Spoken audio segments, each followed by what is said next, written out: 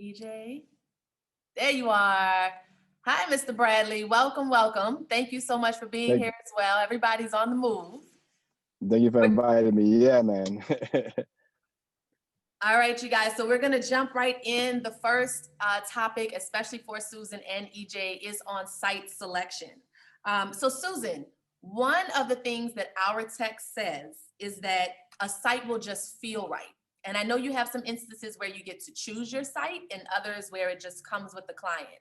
But talk to us about choosing a site and what that looks like for you. Does it just feel right? Can you speak to that? Sometimes, it depends on the client. Socially, a lot of times they have a vision for what they want, whether it be a wedding or a milestone celebration, and they may have a particular look. But I find that selecting a site is one of the most important things to begin with, because if you select the wrong site and you can't accomplish what the client wants, ultimately it's the wrong site.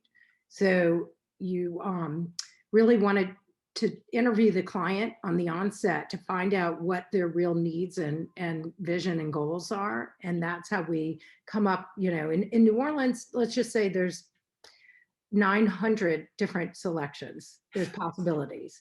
And I actually have a web-based business because of this, and it narrows down all the selections to find out. And out of those 900, a lot of times we come up with like 4 possibilities, if we can believe that. Oops, sorry.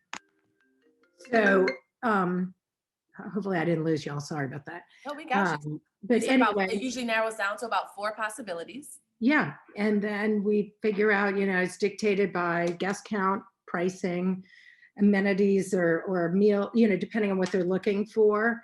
And then what their budget is, because some sites come with some built-in decor and some are a blank palette, and you just have to have a big budget and to accomplish it. And sometimes it's location as well. That's a big one too. So there's a lot of things to consider, but it's a really important decision. Thank you. Thank you. EJ, I'm going to come over to your experience with Voodoo specifically, since Voodoo has remained in the same place, in that same site, on that site. For the most part, yeah. Well, tell us what that means for the most part. What other sites has Voodoo used? Well, before they built the festival grounds over there in City Park, we were over by Tad Gormley Stadium, and on the mall, we set up on the mall, and it was a different type of logistical challenge. Both of them have logistical challenges, but City Park wanted to make a area specifically for festivals, so they built that festival ground park where it's now the racetrack and all of that. Only problem with that is they have some, I guess the planning didn't go as well as you would think, because it's a grassy plain with nothing but outside ring of concrete, and then you're trying to bring in trucks to deliver tents, and if it rains, and we have logistical challenges on getting those tents to the grounds, or even more so, amusement rides and stages and things like that. You have to get logistical challenges with it being on a grassy surface. And for instance, in 2015, we had a big rainstorm. Voodoo was canceled at the last day, and we had trucks out there for 2-3 weeks because we couldn't get them out because it was too muddy. So you have logistical challenges with all sites, and us as having a certain site that we have to deal with that and try to make it work best. But after years and years of using the same site, you kind of get these logistical challenges under wraps, and then you know what to deal with, and you come prepared to deal with those different challenges. We're losing you a little bit technically, but basically what you were saying is using the same site over and over again, at least you know how to deal with the challenges that the site tends to present, right? That's correct. Maybe I'll try to move into a different spot. I just got out of a meeting, so I'll see if I can move to a better spot with a better internet. Okay, no worries. I'm gonna jump. Let me see. What else did I want to pull from here? Well, I know the other piece was also for EJ, but I have you there as well, Susan. You have events that sometimes they only happen one time in one place. And Correct. then you also have some, like you've done the Odyssey, and I'm sure others that are going to consistently happen in the same place. So how does using the same location allow you to build brand image? And or do you prefer to try new venues and kind of take on the challenges of what that looks like to build something out in a year one? Well, there's advantages to both, but staying in the same venue is great because you learn all the nuances and you become very familiar with the venue staff and the venue's requirements, because everybody has their own thing. The museum being especially challenging because it is a museum and they have very tight rules as to when we can get in, what we can do, what we can serve people food wise. Like you can't cook certain things, you can't serve any kind of dark colored beverages, meaning red wines or Coke or anything like that, because of the artwork. But anyway, working in it, so the advantages to that are knowing what you're dealing with versus having those surprises. The disadvantage and challenge, more likely, is that I have to recreate this space, the same space, knowing all the challenges each time. And each time I do it, I think, oh, this turned out amazing. Oh God, what am I going to do next year? So that is using the same venue. New venues are fun because it opens up a new vision for what I'm going to do somewhere for an event. And the challenge to that is you have all these great ideas, and then all of a sudden person A steps out and person B that works in the venue comes in and says, oh, you can't get in here until 5 o'clock. You can't come in the day before, or there's a million loading, if you forget to ask about how do you load in, and you have this great idea for this giant trussing to go on a rooftop, which has actually happened to me. And you realize that the 10-foot trussing doesn't fit in the 8-foot elevator.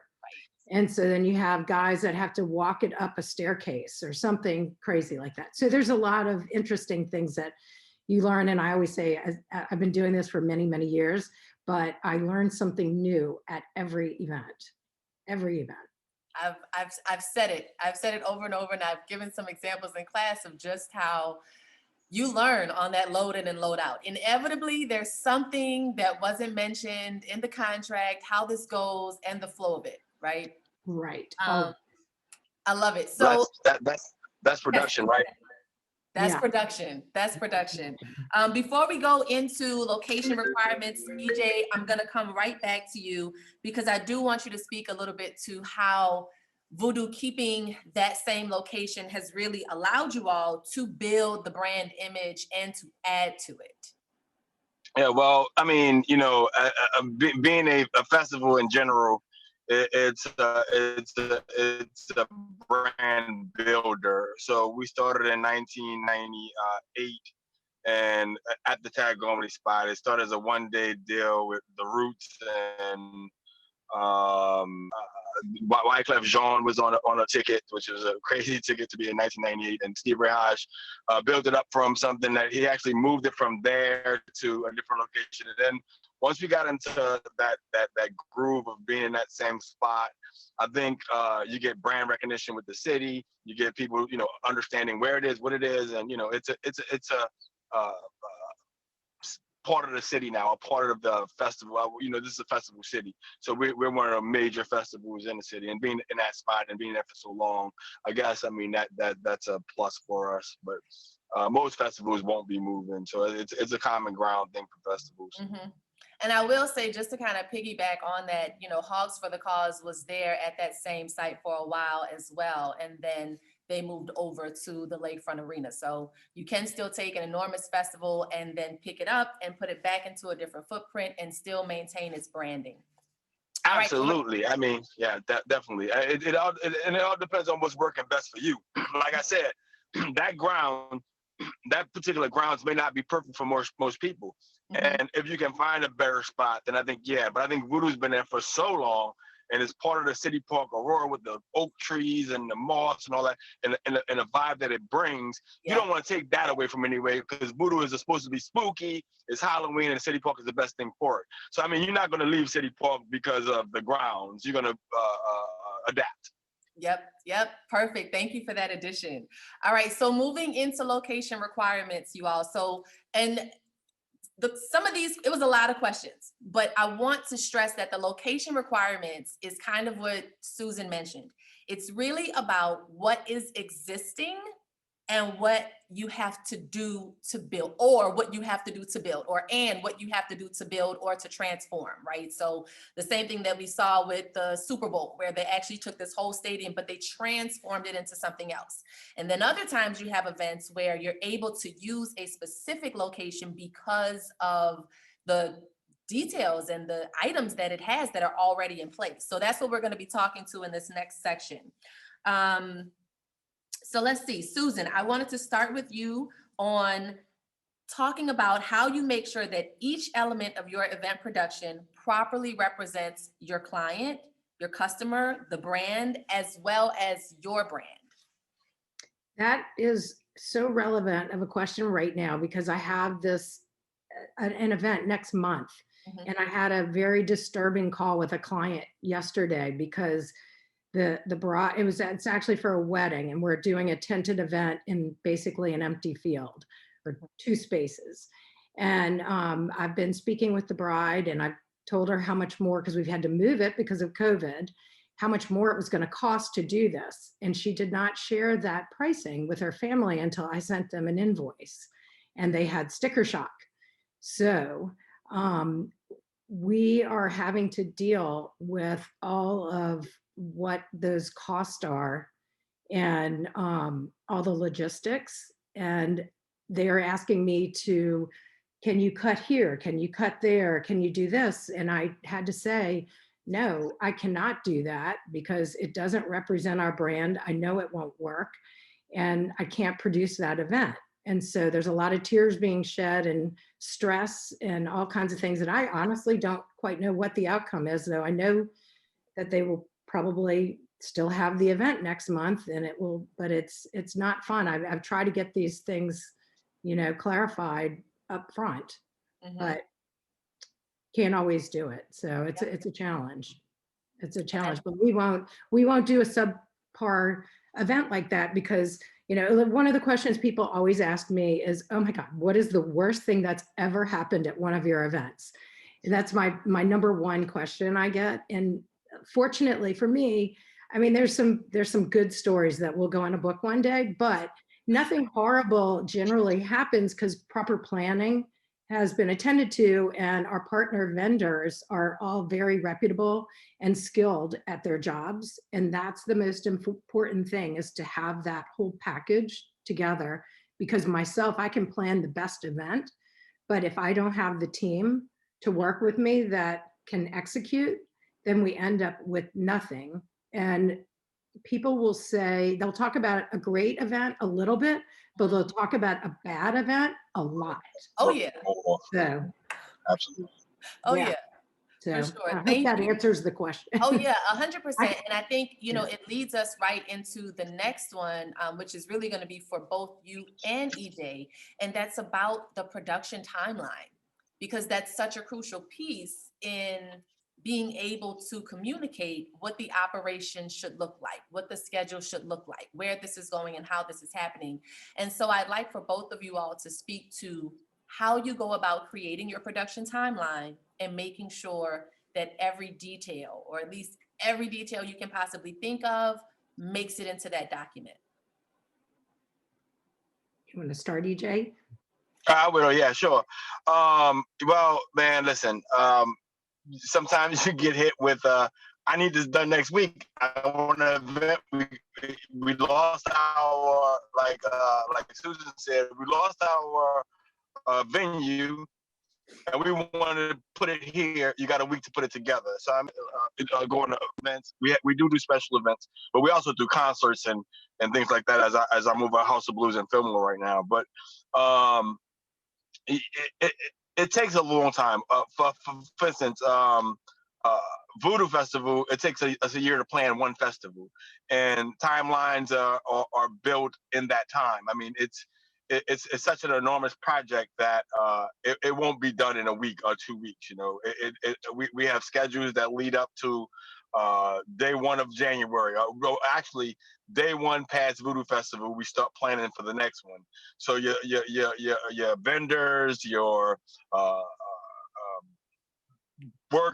working schedules, all those are starting to get built the day after the event to build up for the next event. For music, for my venue, it's a different story. We get 3, 4, 5, 6 months in advance on each show. We have shows going on every day, so they kind of run in staggered motion. So you plan for a show for tomorrow, while at the same time plan for the show the day after that, and these shows getting planned out 6 weeks, 3 to 6 months out, that we have enough time to figure out what we have to do. And some of these shows are repeat, right? So when Voodoo Festival, for instance, that's a repeat thing. We once we have a schedule for that, that schedule usually works throughout the whole, for that same event every time, or similar. Same thing with shows. We have similar, like for instance, if Myrtle Beach would do a show, I can go and pull information from Myrtle Beach, and that will help me with my timelines and what I would need to prepare for these particular events. Yes, and so that's the template, so when I talk with you all about how you can have some events that are templated or something that is similar to another and you can pull that template, it's kind of a starting place. Absolutely. Yeah, my timeline, since you spoke about a big overall kind of year-long one, mine are a little bit different sometimes.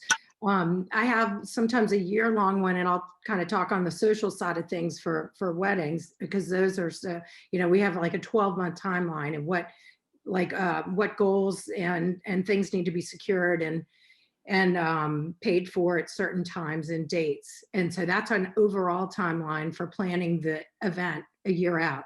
Then when we get closer, we have a vendor timeline, where we start telling our vendors, let's just say it's a tentative event we're building, we're going to start 10 days out building it if we have the luxury of that.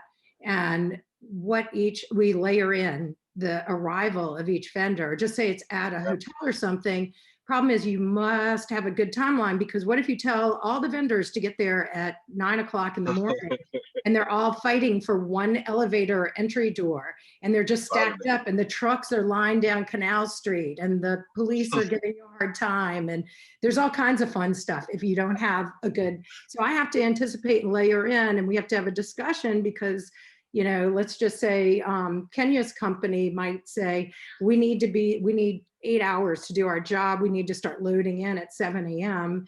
And then EJ's company might say, well, we got to bring all the trussing in for whatever time. And, so we have to layer all that stuff in. And then on top of that, we have catering, and we have entertainment, and they do sound checks, and we have our clients that sometimes want to come take a look, and we have photography and videography. So the timelines are really, really important to layer in and make sure that you have everything where it's supposed to be, and staff to oversee each one of these items if it needs it. Then we get into the other timeline. It's a client's timeline, because they need to know where to be and when, and what to expect, because they might have hair and makeup showing up at a certain time, food deliveries, photography, videography, transportation. So I feel like I run a 3-ring circus or an 18-ring circus most days. And what I say is, my job is never boring. But back to what I say is, originally said, is the planning part is so, so crucial. And, I always build extra buffer time into things. And my staff, a lot of times, who maybe are not quite as experienced as me, but are still really good at what they do, but they just they haven't encountered the issues I have over the years. And they say, no, we don't need, an extra half an hour there. And I'm like, put the extra half an hour in and put an extra staff person on it. And then almost every time it works out that we needed it. So, there's just contingency plans on top of all your best plans that you need. Yes, I love that. I mean, contingency and the idea of, yes, layering it on, and just bringing in the fact that sometimes you literally have to find the layers based on who needs to do what first. And that becomes a part of how it can be built and what time is, it's happening. All right, I love it. So let me see. I think we can kind of move into, one of the location requirements, let me bring this up because we talked about it in class, and that's security. what has been, and EJ, I'll let you speak to it first, especially with Voodoo, because one of the pieces I had on here for Kenya was how important it is to have quality security when you have tents that are there overnight, when you have stages and all of this equipment that has to remain in place for the duration of a festival. What has been your experience with security companies? Yeah, and how have you had to pivot or establish new relationships? Okay, yeah. So security companies, especially for an event like Voodoo, is very difficult. You're talking about a large footprint, um, and to kind of piggyback on this timeline thing, what can go wrong will go wrong, right? So with security, even more so, you have to be kind of tight on, and you have certain skill level to these security companies. Sometimes it's a 60-year-old lady who's on retirement and she's sleeping at the main entrance for somebody to get in. So it's a difficult path to deal with. And so we've been through many different security companies, and we use multiple security companies to run the event, because you have a particular security company. What we learned is we did one security company. I don't want to name any security companies. I don't like to talk bad about anybody vendors, but we still use those particular security companies. What we learned was, if you use one, probably the staffing on that is not going to be as great as if you use multiple security companies and get better employees for your event. So we'll use a front gate security system. We'll use an overnight security system. We'll use a perimeter security system. Different security companies. These events are millions of dollars worth of equipment. The equipment at these events, just the tents alone, for us, it costs us about $30,000-$40,000 to put the tents out there, and that's to rent them. So the value of them are highly priced, along with the sound equipment and just the aesthetic and decor of your event. Because we've had times at Voodoo Festival where someone got in and spray painted on all our scrims. So inside the scrims we had graffiti, and we had to kind of deal with that. So security is a big thing, major, small, and here's the thing about security too. They can't be police, or they can't be get out, very forceful. These people are coming here to have a great time, especially in entertainment. You're coming to have a good time, and you have to really prepare your security team to be hosts as well as security individuals. They're protecting you and your staff, but and they're protecting the people that's on the grounds. But they also have to have that type of demeanor that they can, people can enjoy what they're doing, because this is an enjoyable thing. Same thing with the club scene, with House of Blues and Fillmore. We have to make sure that people are having a great time, and it's a hard task to tell somebody who's a military person or somebody that's used to being in police enforcement that this is not on the street, and we're not stopping people from. We're just making sure people are safe. And security is a big thing, but it's a difficult task because of the skill level that is available for these events. Yeah, thank you. And Susan, please talk to your experience. Well, I agree with everything he says on that. And mostly the security we hire is sometimes for our high profile clients, and just to protect party crashers, basically. Besides, we've done the overnight stuff because he's right. We have millions of dollars of, a lot of money into equipment and decor. And if something happens to it, you can't reproduce it immediately. So it's really important. But we hire a lot of off-duty police officers because we don't need quite as large of a force. And so they are pretty good because they are earning some extra money and they are official. People are less likely to mess with them. And we use them if we have any problems with anybody being overserved at events or underage drinking. A lot of times they're very good about getting the guest home safely, and not, they aren't unreasonable with them. The goal is with us is to make sure everybody is safe. And so we've used mounted police before. I've done some events, say like at the sugar mill, and I'll hire mounted police to surround the building and just kind of do loops, and as well as having security at each door to protect people from wandering in, because people will just wander in. They hear good music and they think free food, free booze, I'm in. Yes. So it's important. Thank you. Yep, I'm glad I touched on security. Hint to everyone, those And are some very specific differences and similarities. The Mhm. goal is similar. The difference is in the type of security that is used and how many. Just giving a little cheat sheet right there. I'm gonna move into the restaurants, private venues, and catering. EJ, House of Blues is a restaurant.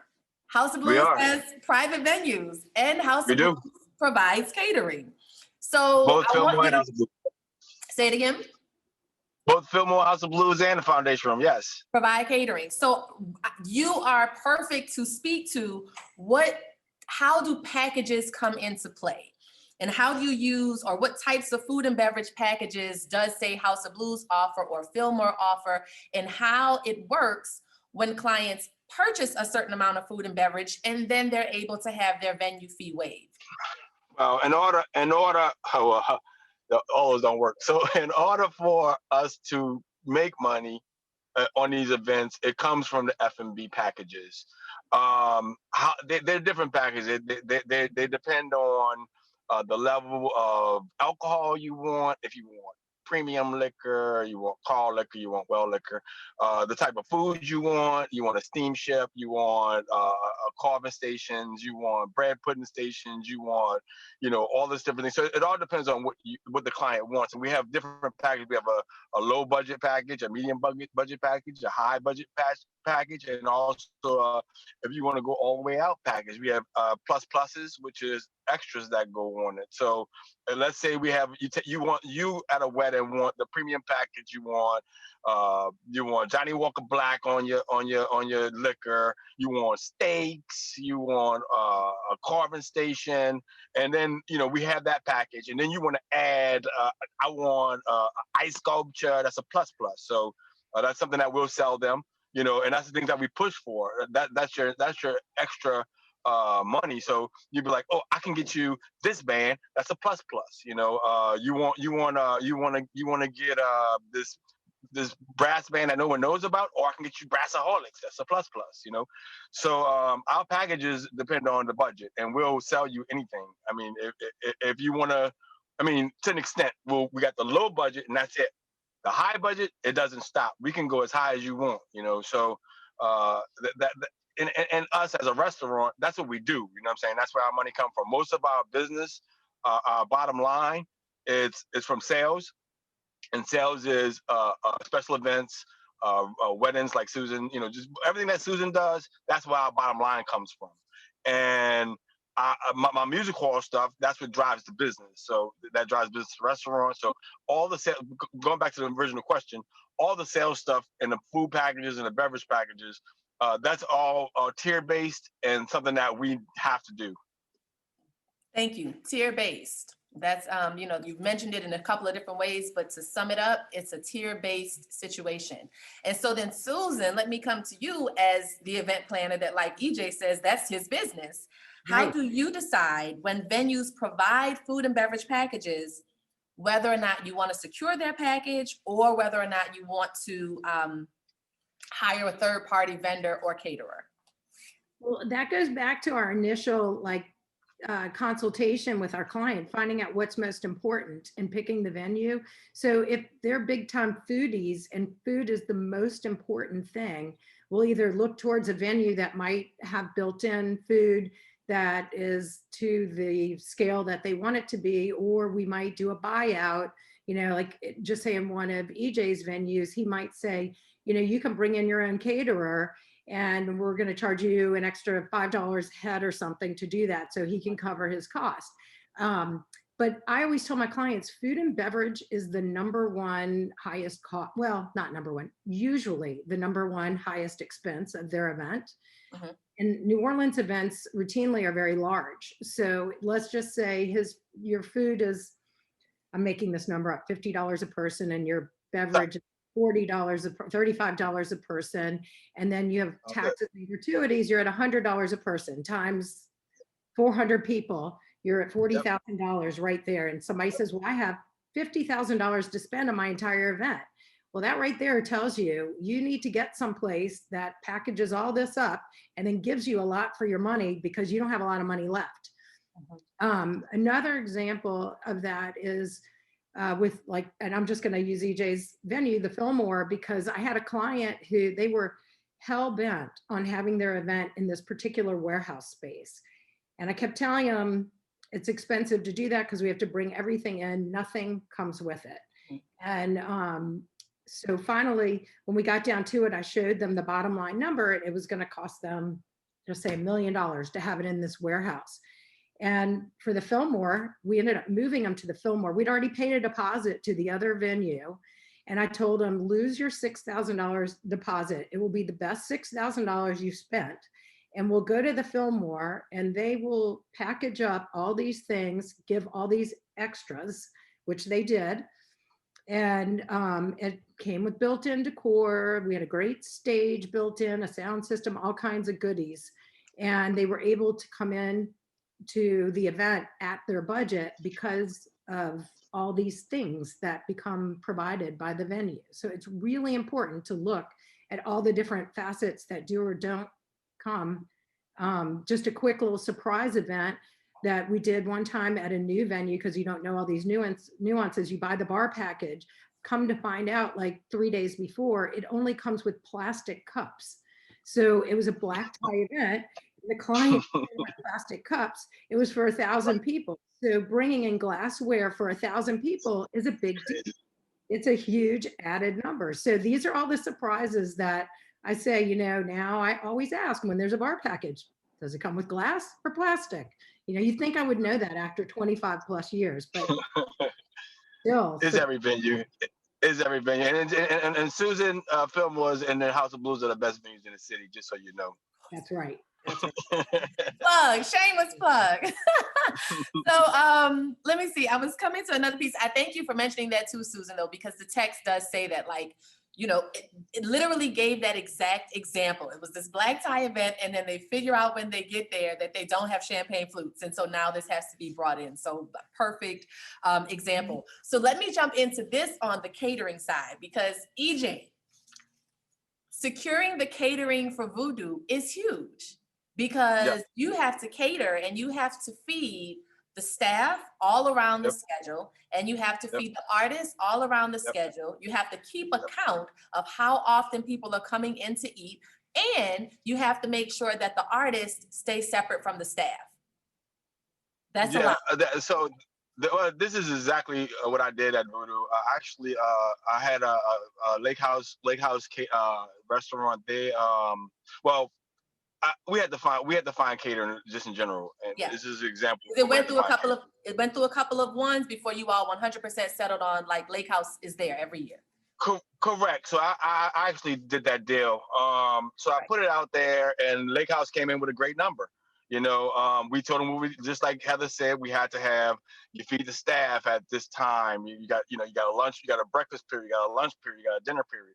You got to have a separate tent and a separate staff to feed the artists, because the artist catering is a different thing. And, you know, so we basically, the best number was the one I was going to go with, you know.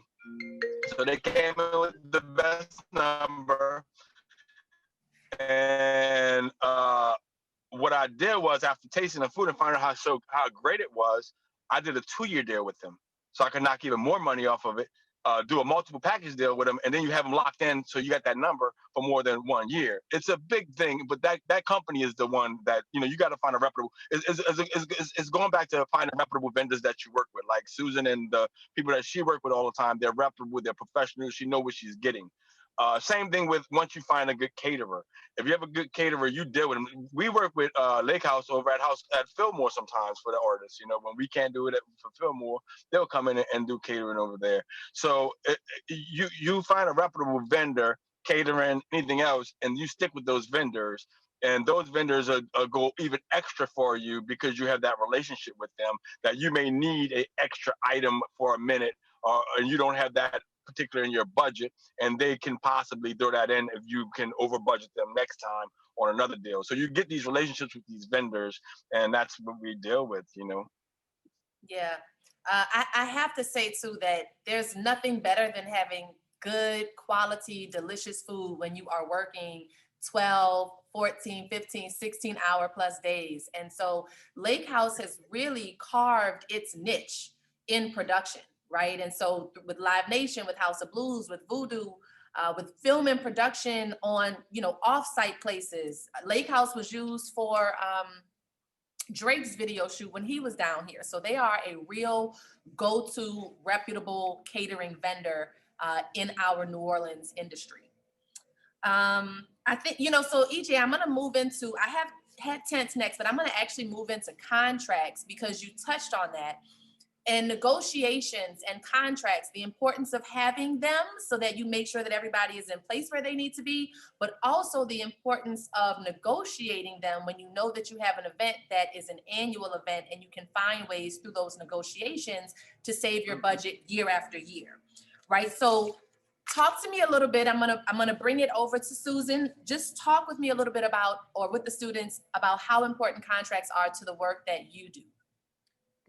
They're crazy important, because if you ever have any issues, that's where everything goes back to. And, unfortunately, if it becomes a legal issue, you want to have ironclad clauses put in there to cover yourself for almost any instance.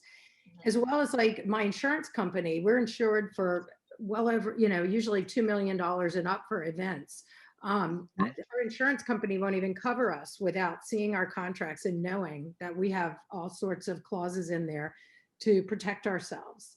So that's really important. And you have to be almost an attorney.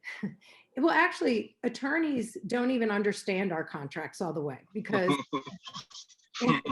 and I have clients that are attorneys and they rely on me to kind of dissect and explain to them what it all means, because our language in our business is different than a lot of other businesses. But it's really, really just so important to cover yourself. And a lot of people, and on the side note of that, with the pandemic that took place and all of us canceling so many events, the relationship thing was key. We had a 5,000 person event cancel 5 days beforehand, and we lost very little money from for our clients because, and we did have contracts in place, but because of relationships. So speaking both ways, you have to have these contracts, but relationships are also equally important, as EJ was saying. So you really want to have all of your bases covered. And actually, I sell myself and our business many times on being able to figure out these contracts, because people sign contracts and then hire us and they've signed a bad contract. We could have gotten concessions or negotiated pricing for them, and we pay for ourselves. The fees that I charge are well made up, probably 3 and 4 times over, by having the proper contracts in place and negotiating pricing. Yes, thank you. So, and EJ, I want you to piggyback right off of that same, how important are contracts and negotiations to contracts, because you were laughing at some of the things that Susan was saying, like absolutely could not be more true. So please, by all means, speak to that. Yeah, I mean, like she said, it protects you. Well, okay, so there's different contracts in my business. There's the vendor contracts. There's the stated contracts for the what you call it, the customer, the client. And then we also have music contracts for our shows. We got to make sure the artists are there, because if we don't have a contract and the artists don't show up, we don't have a show. Same thing with any event type of contract. If you don't, it's 2 things. If you don't have it, you're not guaranteed to have that particular thing there. Secondly, like Susan said, you're not protected. Force majeure, those things are serious stuff that really happen. And if you don't, if you're not protecting yourself, you can really lose your business. So I mean, it's all about protection and making sure that you have that particular product. Okay, thank you. And so also under contracts is, this whole area of talent buying, right? So Susan spoke to talent buying when it comes to the entertainment for her weddings. EJ spoke to it when he's gotten, EJ, we'll talk a little bit more about for the culture after this question, but I want you all just to talk with the students a little bit about Okay. how talent buying can be different for a venue versus a festival versus a wedding. And EJ, go ahead. I'll start with you, and then I'll have Susan to come back and follow up. So for talent buying, it's a very interesting field, something that I've been doing for the last year, but probably wouldn't want to do for my lifetime. It takes a special individual to be a talent buyer. For instance, let's start with the festival. I'm gonna kind of tear this out. We'll start with the festivals. Talent buying there is a whole different aspect because you got to think about it's usually based on the amount of people watching, so the amount of heads that the amount of money you're gonna make, right? It all depends on how much money you can make in that particular venue, how much monetary capital you can make in that venue. So for a festival, you can fit 30,000, 40,000 people in there. So the contract for that festival, the talent buying for that is going to be a little bit easier, but it's going to cost you a lot more money. A band that plays in my venue at Fillmore, let's say Foo Fighters, okay, and it's a perfect one. Foo Fighters and Fillmore, we paid them. I think it was $1 million. We paid them for 2 nights. So and that's $250 a ticket. And I don't have my calculator with me, but you kind of base it off of the ticket price. So I can sell $250 a ticket. I can put 2,000 people in there. 4,000 2 nights is 4,400 people. That's gonna sell out. That's how you get your number on when you make an offer. So I'll make an offer to Foo Fighters for $1 million. Now for a Voodoo Festival, Foo Fighters won't take $1 million to do it. They're gonna look at this and say, okay, you got 30,000 people in there. You're charging this amount of money for it. There's this many acts in there. So I want $3.5 million to do this show. Same, and this is real numbers. This is not like made up numbers. These are numbers that these bands are getting. So literally $1 million at a 2,200 person venue is legit for them, and it's legit for the venue because they're going to make their money. And talent buying is all dependent on. Let's say I have a gospel group, a Christian group. You know, my money is made off of F&B, like I said before. So B is a big part of the money making. You know, alcohol, and so I got a Christian group coming in. They want $10,000. I only have an 850 person venue. Will it be worth the while of me booking them or buying them? And will I make the money up on ticket sales and selling sodas? So, you know, those numbers are all they're all intertwined. So what I've been doing is booking people for free, basically, because of the pandemic. I got this platform called For the Culture that's done on Tuesdays and Thursdays, and I felt that the local musicians weren't being represented by my company. So I reached out to them, and it's these relationships. And again, it all goes back to relationships. Everything goes back to relationships, because now these people that I've been doing for a year now, we did 80 different bands, over 800,000 views on Facebook. And these bands now I have a relationship with. So I can possibly use some of these bands at a cheaper price, or throw them a wedding or event and give them extra money, because events pay more money on these bands. And then when I need them, I have that in my back pocket and say, remember I gave you that event that you made $5,000 on? Can you do this event for me for $250? I need to make this money. I'm not making a lot of money off of it, and you make up on the back end. So it all goes into relationships and when you talent buy. And it's something that's incredible because you get to meet all these bands and you get to talk all this, you know, but dealing with the contracts and dealing with the agents and all that, it's not my fault. I don't want to do that forever. I really appreciate you all, you know, stressing the importance of the relationships and the connections in addition to the contracts, because I say it all the time. And so, Susan, what I want you to speak to, which is very different than EJ, is the talent buying for you can often be about what gives the event its vibe, right? We're not just talking about entertainment. When we think about Odyssey and you've got people fully masked playing violins and, you know, swaying through the room, you know, what does talent buying look like for you and for some of your events in a different way than what EJ was able to just explain to us for him? Oh, wait, you're on mute.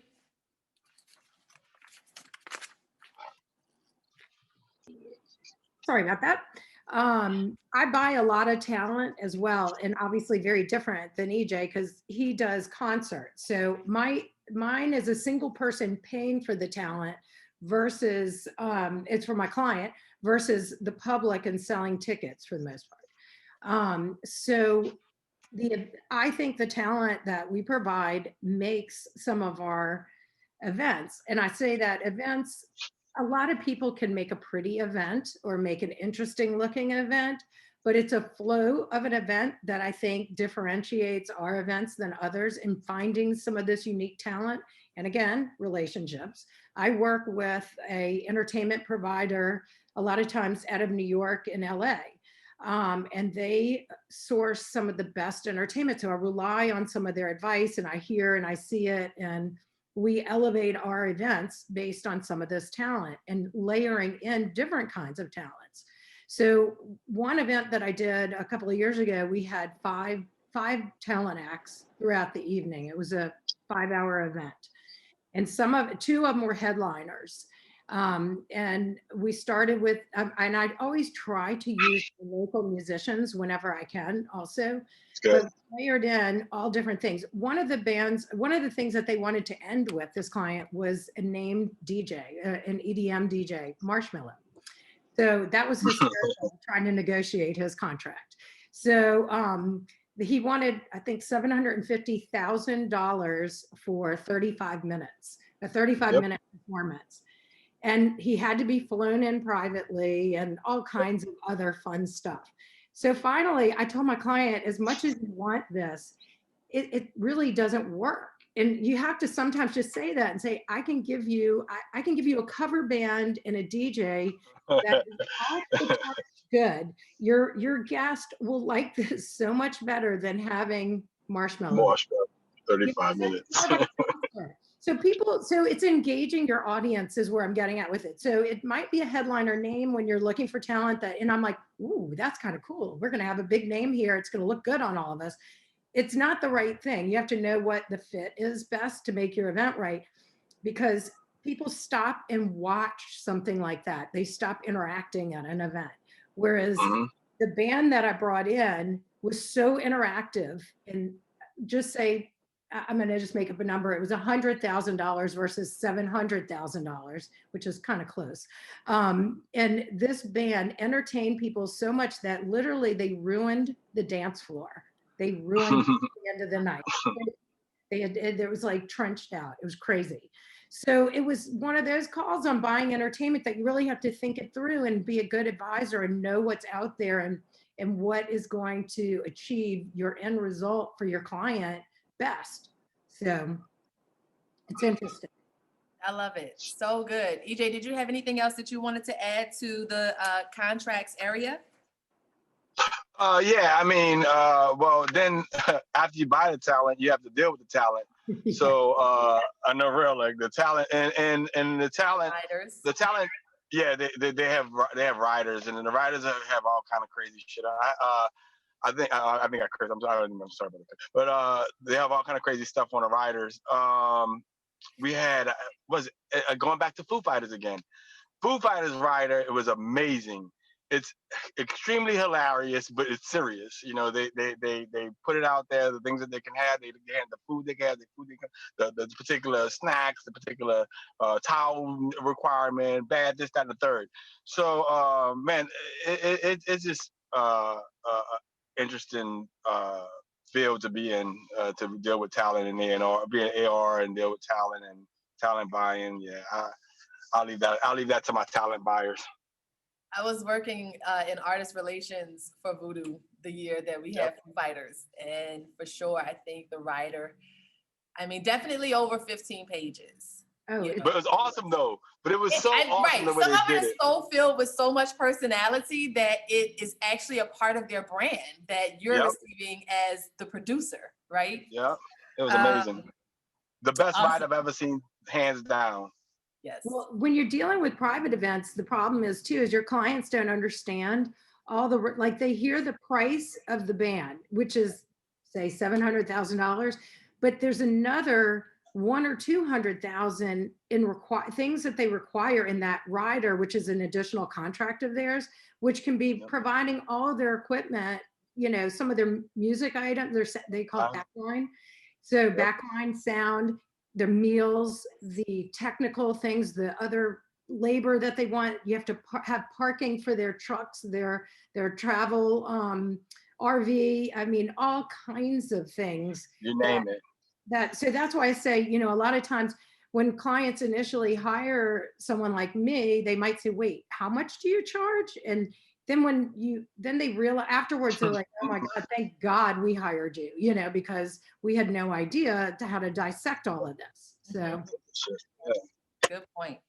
Good point. All right. So I have one other question now. I don't remember what it was, but I'm going to move into the tents aspect. Now, Susan, you mentioned that you just kind of had to break the news to someone about how much it was actually going to cost to bring out the tent, to build something outside. How often do your events require tents, and who's your go-to vendor? I have been working in tents for the past year. Yes, right. Because we haven't worked in a venue in a year, basically, because of the pandemic. We did quite a few tented events prior to this, but a lot of times people say on a smaller scale, I want to do the event at my house. It's going to save money. And immediately I say, whoa, no, it's not. A tented event, or the other misconception is, tents are so expensive. Tents themselves are not expensive. It's all the other things that make a tent very expensive. So that's the first misconception of it. We work in tents, all different kinds. I did a wedding in December. My client had 2 grass tennis courts, and because of them not being able to have it at the venue that they had planned for, we had to tear apart their tennis courts, grass, like Wimbledon type tennis courts, which is not good. We had to take a center light post down in between the 2 courts, all the wind screens and everything to get all the equipment. So many things to consider. So there's all different kinds of tents. So this was a structure tent. They weigh the giant pieces that build that tent. It's 100 feet long and 66 feet wide. So you have to have forklifts, and you have to have all kinds of things like that. And you have to think of crazy things like, because you're on this tennis court, you have to add turf tires to a forklift instead of the normal ones. And you have to have lifts for people to get to the roof to put the lighting up after you build it. A lot of craziness. Anyway, and then you have simple ones that you can pop up in anyone's backyard and string some lights and you have a party. So tented events scare me just because of the weather, any kind of outdoor event, and climate control of it. The first example I was telling you about, we had to bring in 80 tons of air conditioning with it as well. Yep. So that was a whole nother issue, whereas, we've done them where people are like, I'm okay being hot. We'll put up no sides unless it's raining sideways, and have fans, a couple little fans in there, and that works. So that's, now I forgot originally what you told me, but no, just you were telling us some of the examples of when you've had to incorporate tents, and then the considerations that come along with that. One of the interesting ones that I've done actually was right after I moved back to New Orleans about 7 years ago. I got hired to do a wedding after the client had already signed the contract with the venue. It was at Arnaud's restaurant in the French Quarter, if y'all are familiar with that. And they told me they were having 500 people and a 13-piece band. And I looked around and I was like, well, if the band is in this room, where did the people go? Bless you. Anyway, so we ended up I permitted off Bienville Street and part of Bourbon Street. And we opened all the doors to the Jazz Bistro room, put the band in there, and I built a platform from the sidewalk out to 1 lane of traffic, built a wall all around it, and tented it. And we basically put an addition on the restaurant for the night. And we opened up the doors. So the inside part was the dance floor, and all the people could wrap around outside under a tent. And it was amazing. And, we ended up not only did we make the clients happy after they got over the fact, again, it's one of those things where they said, this is you're costing us so much money. I said, I could have saved you so much money. If you had told me you wanted to be here, you would have had a 4-piece, quartet or a DJ, and we wouldn't have had to do this. But because you want this, this is what has to be done, or you've wasted all your money anyway. So they did that, but we brought value to the venue as well, because now they can sell their space differently that they had never thought to do that before. Right. So they were really excited about that. Everyone had a good time. Life goes on. So I love it. Great example. So we are coming to 10:30. EJ, I have one more question tent-wise that I want to ask you, and then I'm going to pose the question about organizational documents to both of you all, because that's one thing that the class is like, wait, what is what does it look like? There's so many of them. But so EJ, on the tent, because one of the most creative things that I've seen come in, I think it was extremely creative, right? In 2019, you brought a House of Blues tent to Voodoo, because as we talked in class, C3 took over Voodoo. EJ is now with the House of Blues, but he still created a sponsorship with Voodoo to bring a House of Blues tent in, to have and add a House of Blues stage to the 2019. And it wasn't just your ordinary tent. He actually designed the tent so that it could be printed, artistic, etc. So EJ, I want you to speak a little bit to the partnership sponsorship of getting it in there, how you decided on the location, and the design of it. Okay, so great thing that I was running Voodoo Festival for 3 years, because I have a very good relationship with the people that's there now.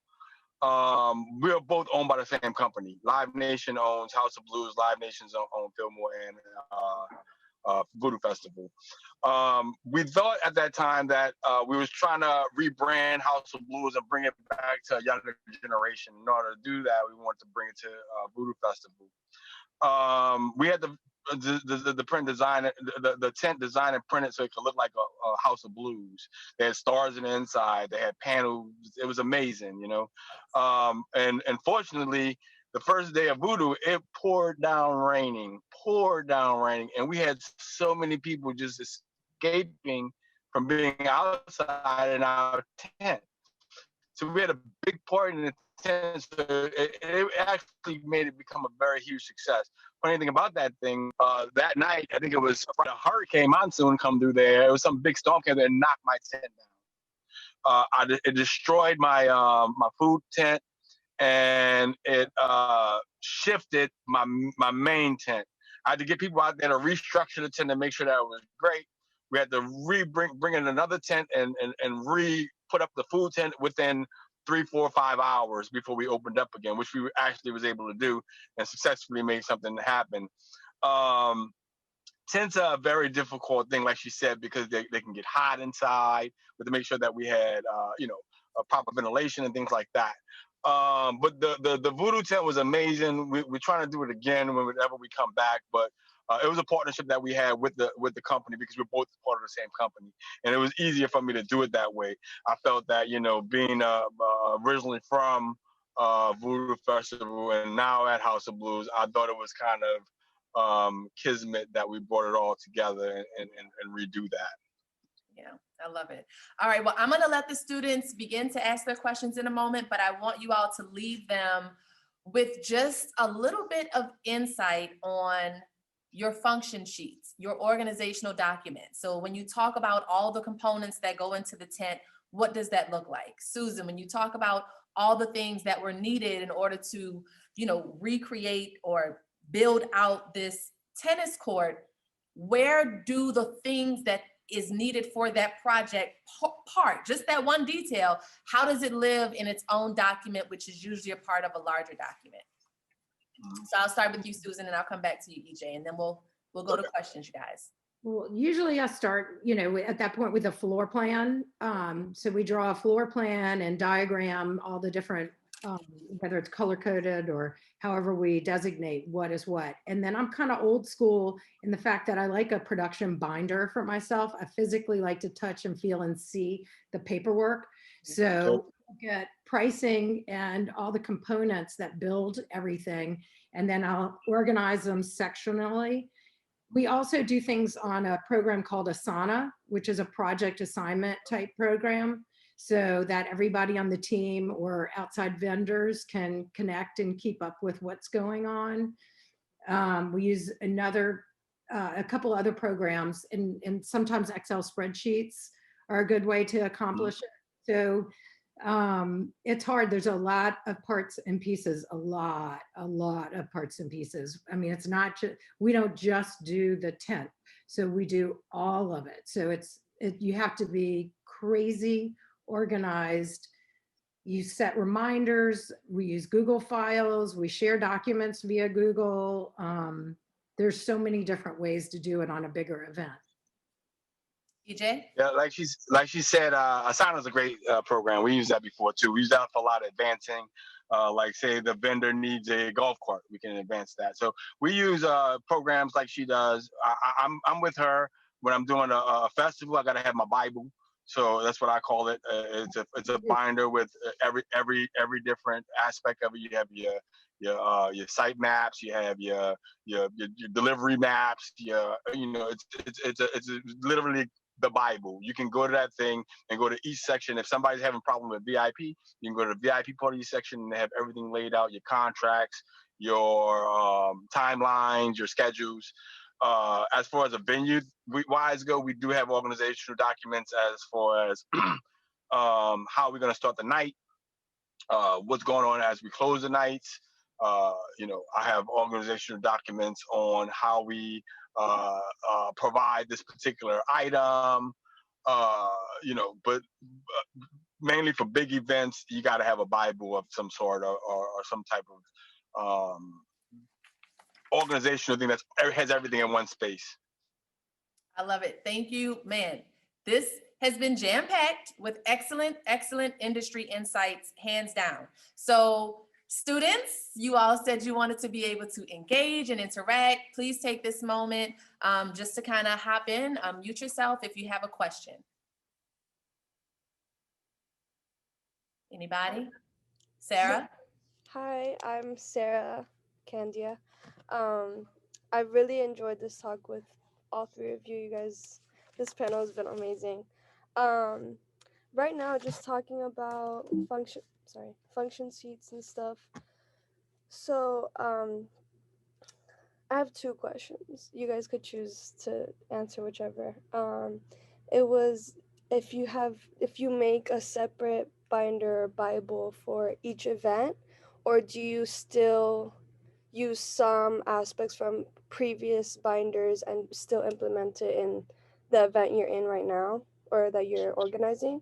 Or do you start from scratch and you make your own function sheet for designed or designated to that specific event? And then my other question was, since now because of COVID, we're having to do tents and outdoor events, have you guys scheduled now? Have you guys done a virtual event? And how do you still put your own, your brand? How do you put your brand in the virtual event? Susan, take the first one. EJ, take the second one because you can use for the culture. Yeah, I got you. I got you.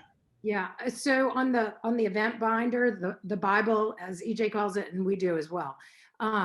We have one, and we start from scratch on every event. Every event's different. It's great to have them. We keep them because we can look back on them, and we keep them. I try at the end of an event to make sure I weed out anything that didn't apply to that event, that we could, so it's not confusing in the future.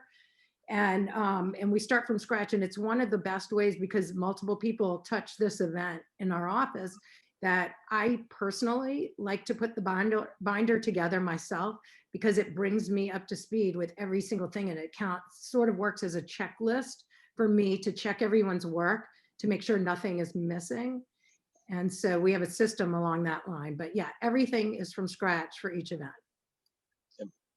As far as the streaming thing goes, yes, we had to pivot.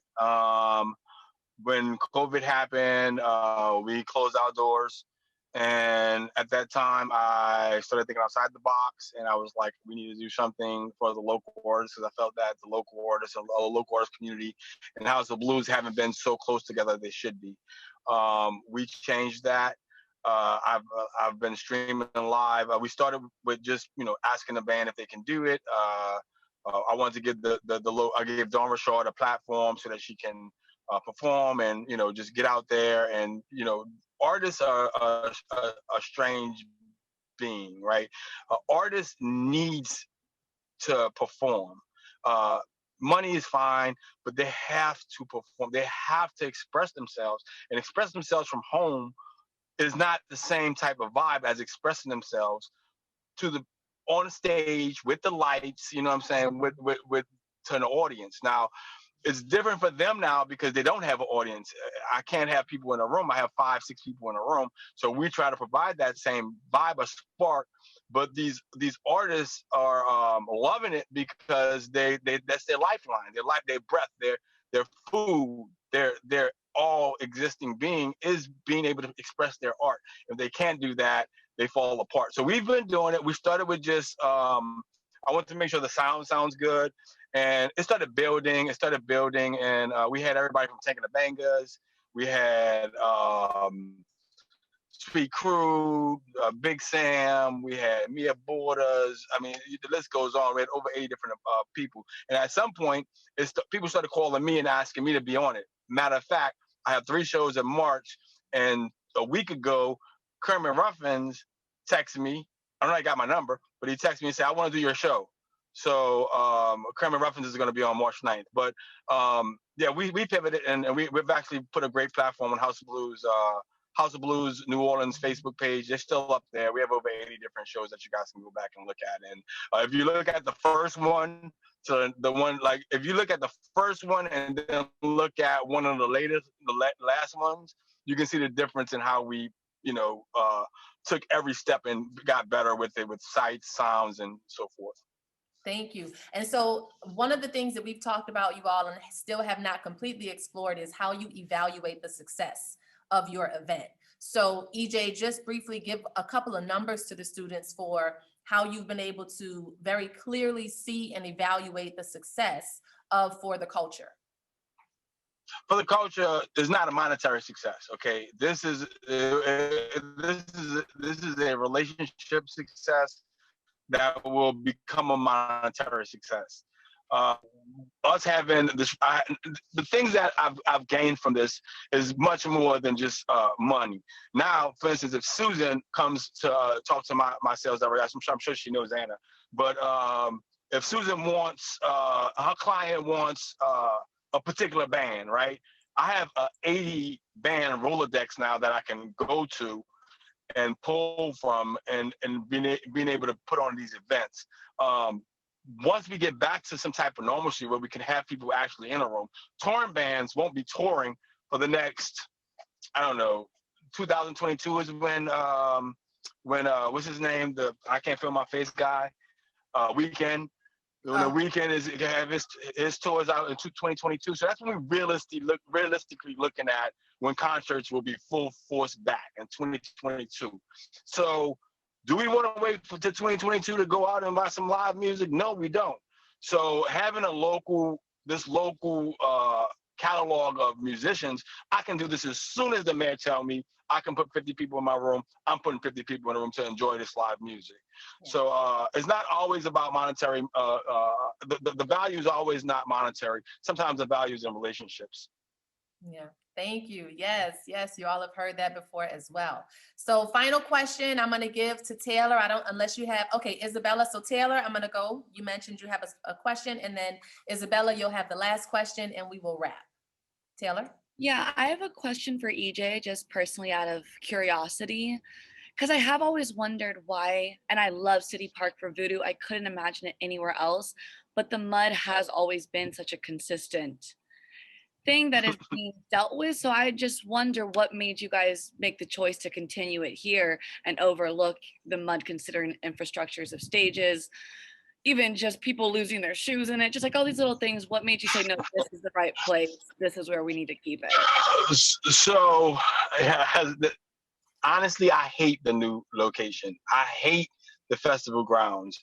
I loved it when it was. I don't know. You guys are college age. I don't know if y'all were too young for when it was over at Tag Garden. It was amazing there because we had roads going down the middle. We had at least it's normal mud. Like, oh yeah, Jazz Fest is nasty. But and that's AEG. That's our competitions. Our shows are way better. Yeah, we would prefer to be at a different spot. I think that you know, we don't want to leave City Park, and City Park, that's the only place they want us to be at. Again, the oak trees, the moss, the vibe, the long time being there. You don't want to leave that.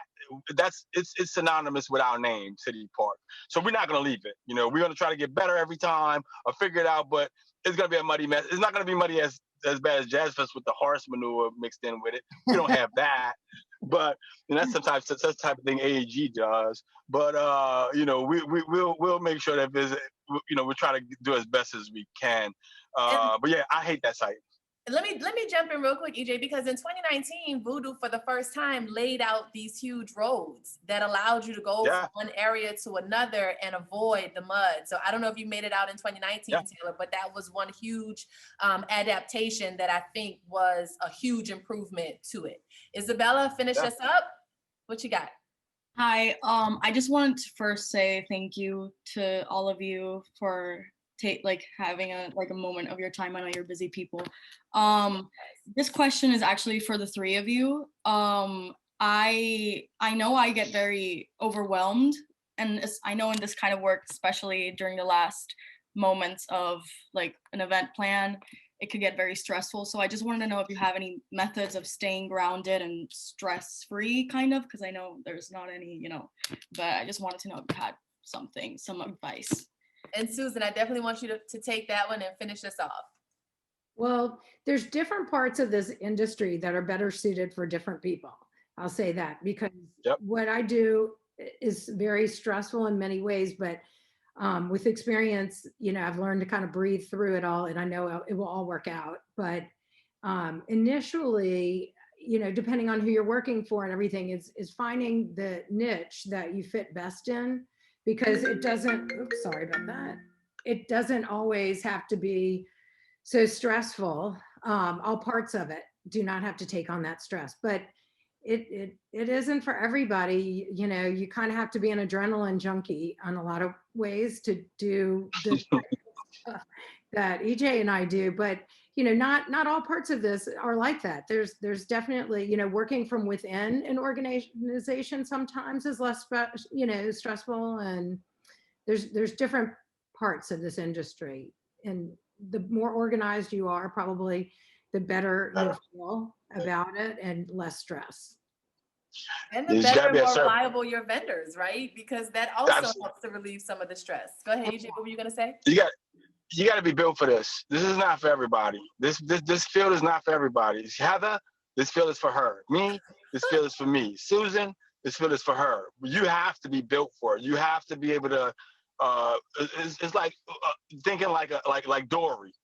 MacGyver. You know, you have to MacGyver. You're a MacGyver. You gotta be MacGyver. You gotta be MacGyver and Dory. They might not know MacGyver.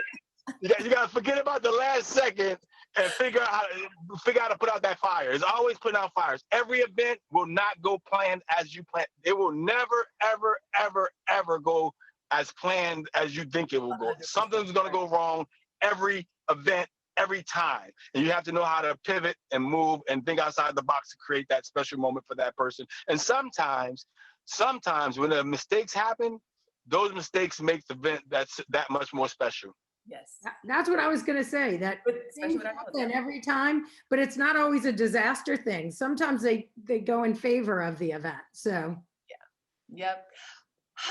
I just cannot thank you guys enough. I think it actually worked out that we didn't have Kenya, because I feel like we were really able to be thorough and focused, and so many great similarities, so many great differences. Everybody, your brief comparative reports are due on Sunday. I will post an announcement with more information just to be sure. Please pay attention to the rubric that is posted. Susan, EJ, I cannot thank you all enough for taking some time with us today. Thank you so much. Thanks for inviting me, and it was Thank you. nice to virtually meet you all. Good luck with everything. You're in great hands with your professor. Thank you. Thank you. Absolutely. All right, you guys, be in touch Take if you care. need me and look out for my announcement.